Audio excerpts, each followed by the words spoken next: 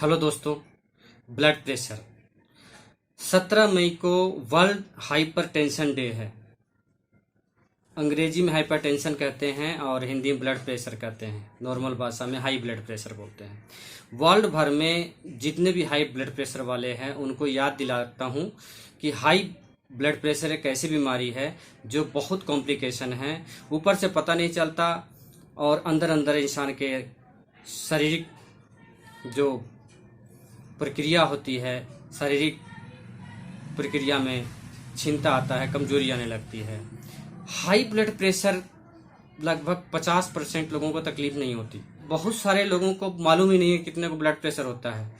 120 और 80 तो नॉर्मल है ब्लड प्रेशर। 130 तक हाई ब्लड प्रेशर नहीं लेते हम लोग। 130 के ऊपर 140 150 होता है तो उसको हाई ब्लड प्रेशर के स्टेज में हम लोग लेते हैं। ये इस तरह से बढ़ता जाता है। जैसे 140 अगर ब्लड प्रेशर है तो आप मान के चलिए कि आपको हाई ब्लड प्रेशर है। उम्र के साथ साथ आगे पीछे थोड़ा होता है, बट 150 से ऊपर आपका हाई ब्लड प्रेशर की कैटेगरी में आती है। तो सिम्टम्स इसमें क्या क्या होती हैं, कुछ लोगों को तो पता भी नहीं चलता कि कुछ होता ही नहीं है। कुछ लोगों को लगता है भारीपन होना, सर में भारीपन होना, थोड़ा सा पसीना आ सकता है, थोड़ा घबराहट होता है। तो लोगों को लगता है हल्का सा है, गर्मी से हो रहा है या वैसे हो रहा है, तो इजी मान करके छोड़ देते हैं। लेकिन हाई ब्लड प्रेशर का मरीज जो हैं उनको पता ही नहीं चलता कि हाई ब्लड प्रेशर का मरीज है। जिनको आधे को पता है, आधे लोगों को तो पता ही नहीं है, आधों को पता भी है तो वो नॉर्मली इधर उधर करके लेते हैं। जब ज्यादा हाई ब्लड प्रेशर हो जाता है एकदम से, जब वो प्रॉब्लम ज्यादा बढ़ जाता है तो फिर वो ट्रीटमेंट कराने जाते हैं। फिर एकदम जैसे आजकल हार्ट अटैक आ रहे हैं, यंग में भी हार्ट प्रेशर आ रहे हैं, छोटे छोटे बच्चों को भी हार्ट अटैक आ रहे हैं, यंग लोगों को हार्ट अटैक आ रहे हैं। ब्लड प्रेशर को इजी करना, आजकल ब्लड प्रेशर को अब मैनेज कैसे कर सकते हैं। हाई ब्लड प्रेशर के सिम्टम्स आजकल बहुत कम है। कुछ लोगों को पता चलते चलते बहुत देर कर देते हैं तो ब्रेन में स्ट्रोक भी हो जाता है, हार्ट अटैक आ जाता है। इसमें चेकअप रेगुलर कराते रहना चाहिए। बहुत ज्यादा भाग के चलेंगे, दौड़ते आएंगे, बीपी चेक करेंगे, ज्यादा आएगा। कोशिश करें कि खाली पेट बीपी चेक कराएं, ब्लड प्रेशर चेक कराएं। खाने के बाद भी कराएंगे थोड़ा सा ज्यादा आएगा। तो कोशिश ये करना है कि आपका ब्लड प्रेशर जो है जब भी चेक कराएं आप खाली पेट कराएंगे तो ज्यादा अच्छा रहेगा। और जाकर जहां डॉक्टर के पास जाते हैं 5 मिनट बैठ ले, रिलैक्स ले लें। दोनों हाथ में करा सकते हैं, बहुत कम डिफरेंस होता है। राइट हैंड में ज्यादा बढ़िया होता है, राइट हैंड से ब्लड प्रेशर चेक कराएंगे। तो ब्लड प्रेशर के बारे में मैं बताऊंगा सारी चीजें इसमें, ब्लड प्रेशर के कारण, लक्षण और इसके कुछ उपाय बताऊंगा।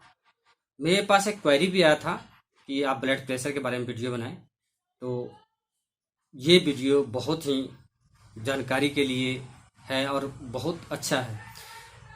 ब्लड प्रेशर एक बिल्कुल साइलेंट कंडीशन है। जैसे कि मैंने बताया कि आपको सिम्टम्स मिलता ही नहीं, पता ही नहीं चलता। ये बहुत ज्यादा धीरे धीरे बहुत ज्यादा टाइम लग जाता है लोगों को जानने में कि हमारे ब्लड प्रेशर है।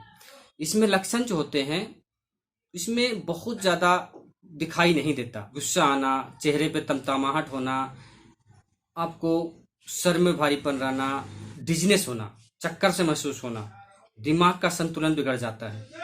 ये एक कॉमन चीज है हाई ब्लड प्रेशर वालों का। ये लक्षण है नाक से ब्लड आना। ये ब्लड प्रेशर हाई के भी खतरा का महसूस हो सकता है।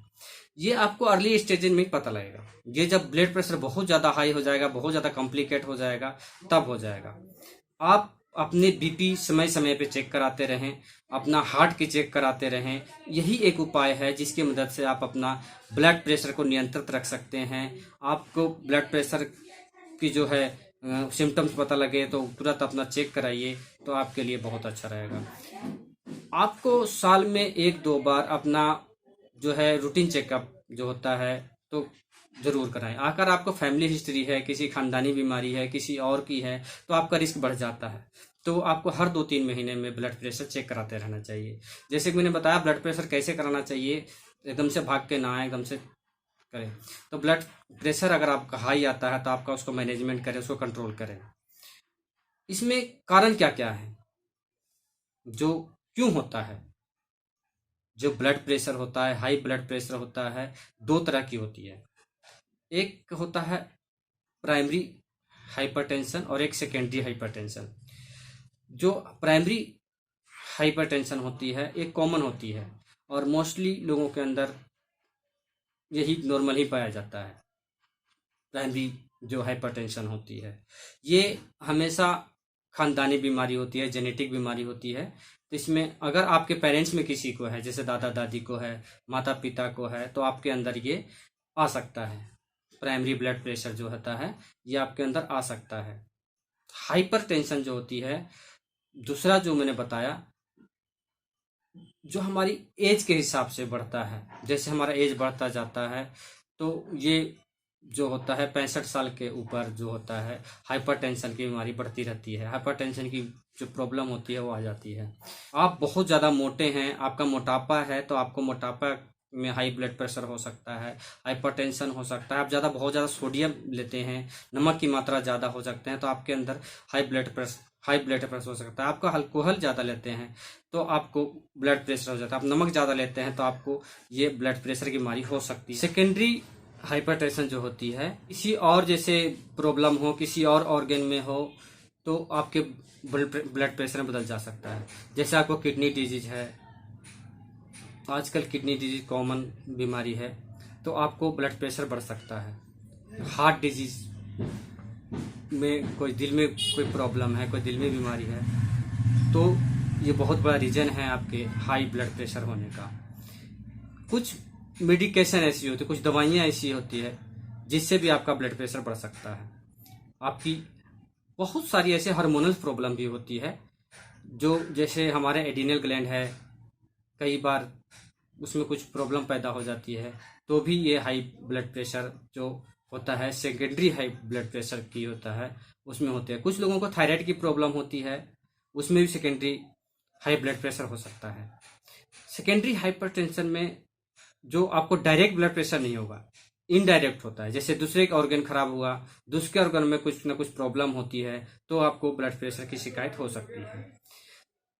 अब बात करते हैं इसमें ट्रीटमेंट क्या करें, इसमें इलाज क्या करें, और इसमें कुछ जो है आपको किस तरह से ब्लड प्रेशर है उसके हिसाब से आपको ट्रीटमेंट लेनी चाहिए।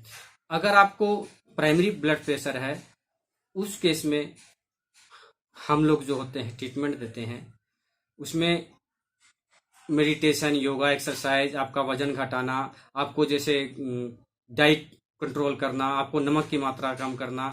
आप नमक की मात्रा कम करेंगे, आप अपना मोटापा कम करेंगे, तो आपकी ब्लड प्रेशर कम होगा। आप स्मोकिंग नहीं करेंगे, आप अगर ड्रिंक करते हैं, अल्कोहल लेते हैं, तो आप इन सब को छोड़ देंगे तो आपका ब्लड प्रेशर कंट्रोल हो जाएगा। छोटी छोटी चीजें हैं जो आप अपने लाइफ स्टाइल को चेंज करके अपना ब्लड प्रेशर को ठीक करते हैं।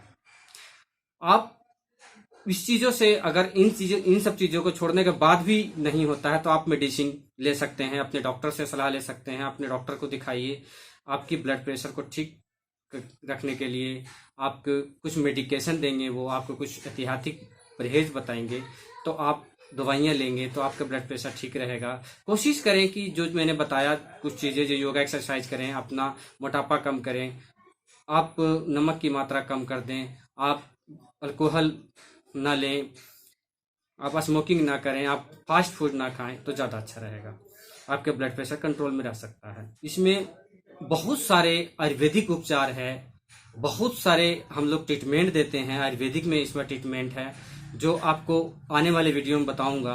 ब्लड प्रेशर के बारे में एक मैं ऐसा वीडियो बनाऊंगा जो आपके आयुर्वेदिक ट्रीटमेंट है, आयुर्वेदिक उपचार है, आयुर्वेदिक नुस्खे बताऊंगा उसमें, तो आप देखेंगे तो आपका ब्लड प्रेशर जो है कंट्रोल में रहेगा। और जैसे अंग्रेजी दवाइयों लेने से कई बार होता है कि हमारे दूसरे ऑर्गेन पर जो साइड इफेक्ट होता है, नुकसान पहुंचाता है, वो आयुर्वेदिक जो है देसी इलाज में आप हर्बल चीजें यूज करेंगे तो उसमें आपको बताऊंगा, जिससे आपका ब्लड प्रेशर भी ठीक रहेगा, आपका कोई ऑर्गन भी खराब नहीं होगा।